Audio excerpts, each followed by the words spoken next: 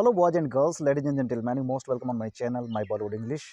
Guys, पिछले video में मैंने आपको गेट के स्पेशल यूज़ के बारे में बताया था, जिसमें बहुत सारे सेंटेंसेस आपने बनाए थे और समझे थे। उसका प्रैक्टिकल वीडियो भी मैंने अपलोड कर दिया है। और गेट के यूज़ के प्रयोग में आपने देखा होगा, वीडियो के नीचे डिस्क्रिप्शन बॉक्स में मैंने लिंक दे दिया है। आप उसको क्लिक करके और पूरा देख सकते हैं और जानकारी ले सकते हैं। तो यहाँ पर देखिए, कास्टिव वर्ब बोर्ड पर आपको दिख रहा होगा, लिखा है कास्टिव वर्ब प्रेरणार्थक क्रिया, यानी ऐसी क्रिया जो प्रेरणा दे। जब किसी भी सेंटेंस में सब्जेक्ट स्वयं कार्य नहीं करता है बल्कि किसी और से करवाता है, यानी कर्ता स्वयं कार्य ना करे बल्कि किसी और से करवाए, तो ऐसी वर्ब प्रेरणार्थक वर्ब यानी कास्टिव वर्ब कहलाती है। तो इसी का आपने मुझसे जानकारी हासिल करनी चाहिए थी, पूछा था कि आप कास्टिव वर्ब के बारे में बताइए। तो कास्टिव वर्ब के बारे में देखिए, मैं आपको बताऊं कि जितने भी आपको तमाम, और अगर आपने वीडियोस देखे भी होंगे तो उसमें आपने पाया होगा कि सब हाई लेवल पर वीडियो है। जितने भी वीडियो हो हाई लेवल पर है, यानी मॉडर्न इंग्लिश में बताया गया है, जिसको हम लोग एडवांस इंग्लिश बोलते हैं। जो मैंने लिखा है एडवांस्ड इंग्लिश। तो बेसिक इंग्लिश और एडवांस्ड इंग्लिश दो है। बेसिक इंग्लिश में आप बेसिक ग्रामर के रूल के माध्यम से सेंटेंसेस बनाते हैं, और एडवांस्ड इंग्लिश में आप उसके अच्छे प्रयोग देखते हैं, यानी मॉडर्न यूज उसके देखते हैं कि तमाम सारे सेंटेंसेस बनाए जाते हैं और उसके ही यूज आपको ज़्यादा देखने को मिलते हैं, क्योंकि बेसिक इंग्लिश में बहुत लिमिटेड सेंटेंसेस बनाए जाते हैं। तो मैं सबसे पहले आपको बेसिक इंग्लिश में ही बताऊंगा कि बेसिक इंग्लिश में मेक और काज का प्रयोग होता है एक्टिव वॉइस में, यानी जब कर्ता किसी कार्य को स्वयं करता है तो एक्टिव वॉइस में मेक और काज का यूज करते हैं। और पैसिव वॉइस में हम गेट और हैव का प्रयोग करते हैं, यानी जब कोई कार्य किसी और से करवाया जाता है। जैसे मान लीजिए मैंने कहा कि मैंने अपनी कार तेज दौड़ाई, तो मैंने अपनी कार तेज दौड़ाई, I made my car run fast. अब टेंस के अकॉर्डिंग मेक का सेकेंड फॉर्म हो जाएगा I made my car run fast, मैंने अपनी कार तेज दौड़ाई। अगर मैं यही बताऊं कि मैंने अपनी कार किसी और से करवाई, या मैंने अपने पत्र को रोहन से लिखवाया, तो I got my letter written by Rohan, इस तरह से हो जाएगा। तो एक्टिव और पैसिव वॉइस में इसका यूज हम बेसिक इंग्लिश में दोनों अलग अलग करके पार्ट के रूप में समझते हैं, तब समझ में आएगा। और आज मैं आपको बताऊंगा बेसिक इंग्लिश में कास्टिव वर्ब के ये चार प्रयोग, यानी मेक, काज, गेट और हैव का। और ये जो आपने देखा, इसमें make, have, get, let, help, require, force, permit और अलाउ, ये 1 2 3 4 5 6 7 8 9, ये 9 प्रकार के कास्टिव वर्ब्स हैं, जिसके बारे में मैं पार्ट सेकंड में आपको समझाऊंगा। फर्स्ट पार्ट में आज मैं आपको बेसिक ये कास्टिव वर्ब्स के बारे में जानकारी दूंगा, ताकि आपका बेस बन जाए। जब एक आपका बेस बन जाएगा तो आप एडवांस्ड इंग्लिश में जब हम कास्टिव वर्ब्स आपको बताएंगे 9 प्रकार के, तो आपको बेहतर समझ में आएगा।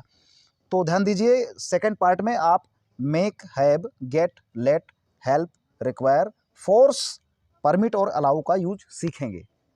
आज हम लोग सीखने जा रहे हैं मेक, काज का यूज, गेट और हैव का यूज।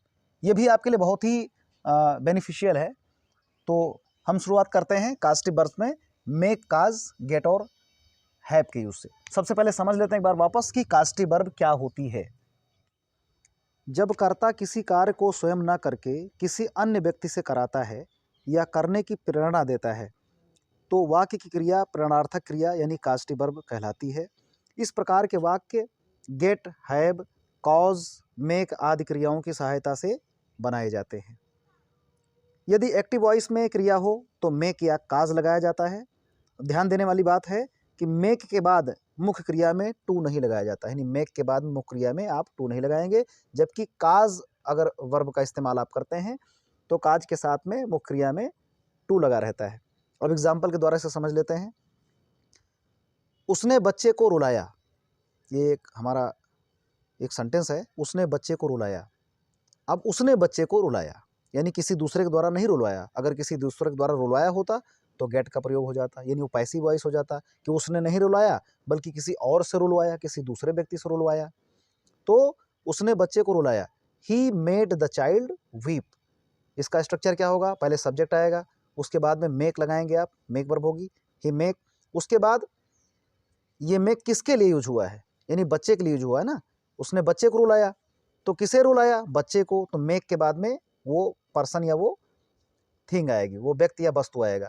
तो ही मेड, अब ये पास्ट टेंस में है, मेक का सेकंड फॉर्म होगा made. He made the child उसके बाद वीप। अब यहाँ पर ये वर्ब जो आपकी है ये हमेशा फर्स्ट फॉर्म में रहेगी, ध्यान दीजिएगा, ये कभी नहीं बदलेगी, हमेशा ये फर्स्ट फॉर्म में रहेगी। और ये जो मेक है ये टेंस के अकॉर्डिंग बदल भी सकती है।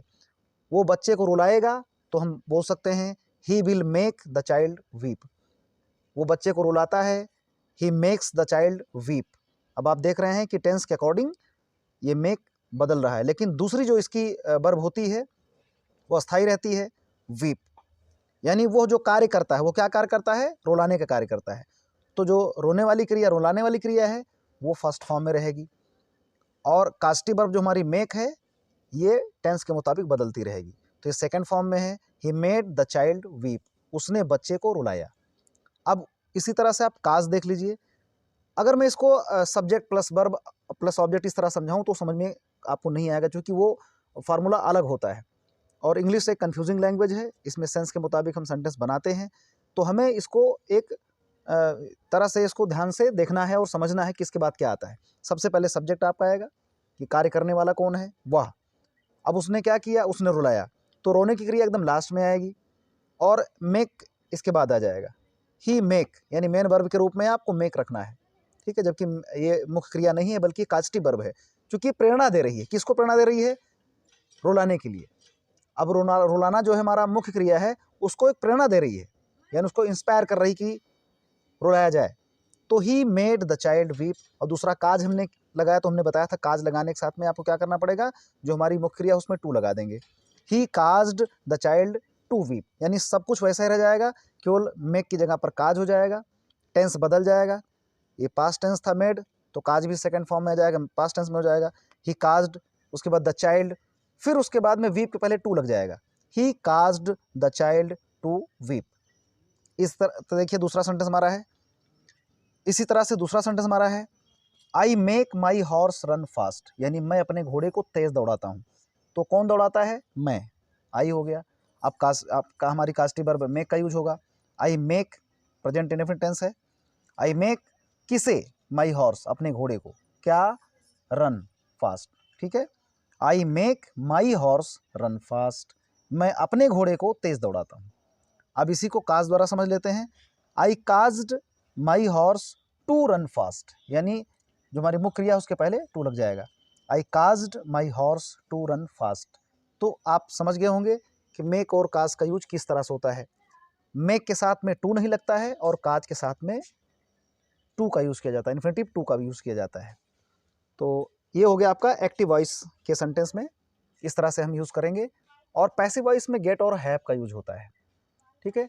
तो अब कुछ एग्जांपल्स हम पैसिव वॉइस का भी समझ लेते हैं। देखिए ये पैसिव वॉइस का यूज है गेट और हैव का, जब स्वयं कर्ता कार्य खुद नहीं करता बल्कि किसी और से करवाता है ना। जैसे कि मैंने यह पत्र खुद नहीं लिखा, स्वयं नहीं लिखा, बल्कि यह पत्र किसी से लिखवाया। इस लहजे में अगर हमें समझना है तो मैंने यह पत्र लिखवाया, तब आई गॉट, गेट का यूज़ करेंगे, सेकंड फॉर्म है पास्ट टेंस में। आई गॉट यह पत्र, this letter, I got this letter written, यानी हम गेट लगाएंगे और वर्ब की थर्ड फॉर्म लगाएंगे। जो भी आप मेक के साथ में वर्ब की फर्स्ट फॉर्म सीख रहे थे, अब क्या करना है, गेट के साथ में और हैव के साथ में वर्ब की थर्ड फॉर्म का यूज़ करेंगे। I got this letter written, इसी जगह पर गेट अगर हैव का यूज़ करेंगे तो आई हैड, पास्ट टेंस है, HAD, I had this letter written. केवल आपको गेट और हैव को एक दूसरे को रिप्लेस करना है, चाहे आप गेट लगाइए चाहे आप हैव लगाइए। I got this letter written, मैंने पत्र लिखवाया। अब दूसरा यूज़ देखिए क्लियर, मैंने यह पत्र रोहन से लिखवाया, यानी जो लिखवाया तो किससे लिखवाया, मैंने यह पत्र रोहन से लिखवाया। तो I got this letter written by Rohan, I got this letter written by Rohan, got हो गया, उसके बाद में वर्ब की third form, I got this letter written by Rohan. ये ढंग से आप समझिएगा, सब्जेक्ट होगा, उसके बाद गेट होगा या हैव होगा, और फिर आपका जो पर्सन या वस्तु होगी वो होगी, उसके बाद में आपकी मुख्य क्रिया होगी, और उसके बाद में अगर एजेंट रखना चाहें तो रखें, बाय रोहन या जिससे भी काम आप करवाते हैं, नहीं तो आप आधे पर भी छोड़ सकते हैं, वर्ब पर भी छोड़ सकते हैं। I got this letter written by Rohan. इस तरह से और भी बहुत सारे यूज़ हैं, देख लेते हैं कई सारे सेंटेंसेस का, जिसमें गेट हैव का भी यूज़ हम देख लेते हैं और मेक और काज का भी यूज़ देख लेते हैं। देखिए कुछ सेंटेंसेस हैं, कुछ सेंटेंसेस इस तरह से हैं। ये इम्परेटिव सेंटेंस है। इम्परेटिव सेंटेंस में तो आपको पता ही है कि सब्जेक्ट हिडन रहता है। जैसे अंदर आओ, तो कौन अंदर आएगा? सामने वाला यू है, इसलिए यू अंडरस्टूड पॉइंट है, हम यू लिखते नहीं हैं, कम इन बोलते हैं, यू कम इन नहीं बोलते हैं। बाहर जाओ, यू गो आउट नहीं बोलते बल्कि गो आउट। यानी हमारा जो इम्परेटिव सेंटेंस स्टार्ट होता है वो मूलतः किससे स्टार्ट होता है? वर्ब से स्टार्ट होता है। तो जो वर्ब होती है एकदम लास्ट में लिखी होती है। देखिए, मेरा यह काम करवाओ। अब करवाओ में देखिए करना है आपका, करना जो मुख्य क्रिया हमारी है, तो उसमें क्या होता है, जैसे कि मेरा एक काम कर दो, है ना, तो हम क्या लिखते? Do my work. Do my work, पीछे से मेरा यह काम कर दो, है ना, डू माई दिस वर्क, मेरा यह काम कर दो। तो यहाँ पर जो मुख्य क्रिया आपकी डू है वो लास्ट में चली जाएगी, ठीक है, और वो थर्ड फॉर्म में हो जाएगी। जैसे मैंने बताया था, गेट और हैव के साथ में वर्ब की थर्ड फॉर्म आएगी। गेट और हैव के साथ में वर्ब की थर्ड फॉर्म आएगी। तो गेट, पहले हम गेट लगाएंगे या हैव, ये लिखेंगे गेट या हैव। उसके बाद में जो आपका काम है यानी my work, get my work या have my work.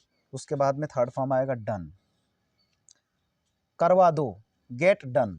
Get done means करवा दो या हैव डन मीन्स करवा दो। क्या करवा दो? My work. तो आपको गेट लगाना है, स्टार्ट में गेट लिखना है या हैव लिखना है। इसके बाद में आपको आपका जो सब्जेक्ट है वो लिखना है। उसके बाद में वर्ब की थर्ड फॉर्म लगा देना है, गेट माई वर्क डन, मेरा एक काम करवा दो। आगे देखिए, मेरा पत्र लिखवाओ या मेरा पत्र लिखवा दो, तो गेट माई लेटर रिटन या हैव माई लेटर रिटन। आप चाहें तो एजेंट का भी यूज कर सकते हैं, किसके द्वारा लिखवा दो, मेरा यह पत्र सीमा के द्वारा लिखवा दो, तो get my letter written by Seema कर दीजिए।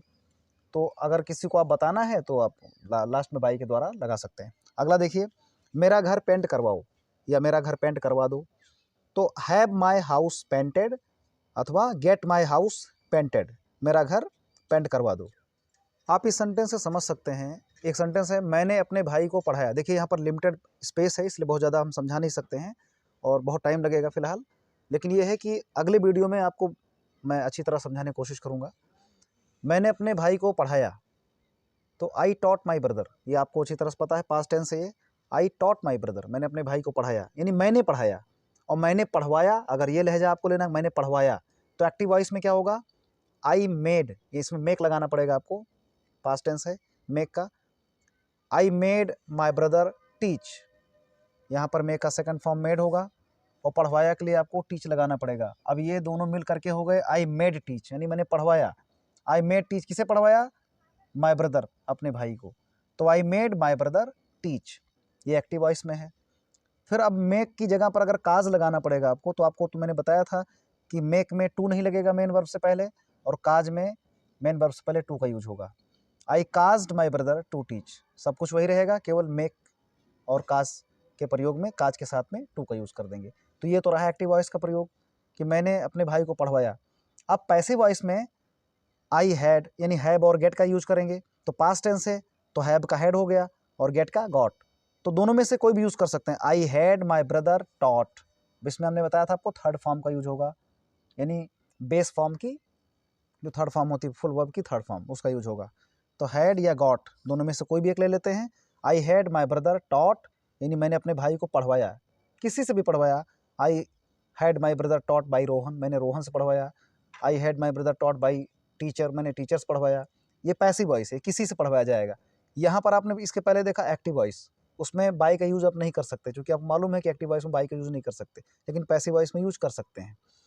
तो I had my brother taught या दूसरा आई गॉट माई ब्रदर टॉट, ये डिफरेंस है। आप इसका स्क्रीनशॉट भी ले सकते हैं, जिससे आपको इसका क्लियर पता चल सके, डिफरेंस पता चल सके। और अगला आने वाला जो वीडियो आपका है उसमें हम बहुत अच्छी तरह से को समझाएंगे, बहुत सारे सेंटेंस में देंगे आपको। और उसमें जो 9 प्रयोग मैंने बोला है एडवांस्ड इंग्लिश में, जो 9 कास्टिव वर्ब्स हैं टोटल, उसमें टोटल 9 का यूज़ करेंगे। लेकिन ये बेसिक है आपके लिए, ताकि बेस में आप इन दोनों का यूज़ जान सकें। एक्टिव में मेक और कास्ट का प्रयोग होता है, पैसिव में हैव और गेट का यूज होता है। तो आप इसका स्क्रीनशॉट लेना चाहें तो ले सकते हैं। इसके बाद आगे बात करते हैं।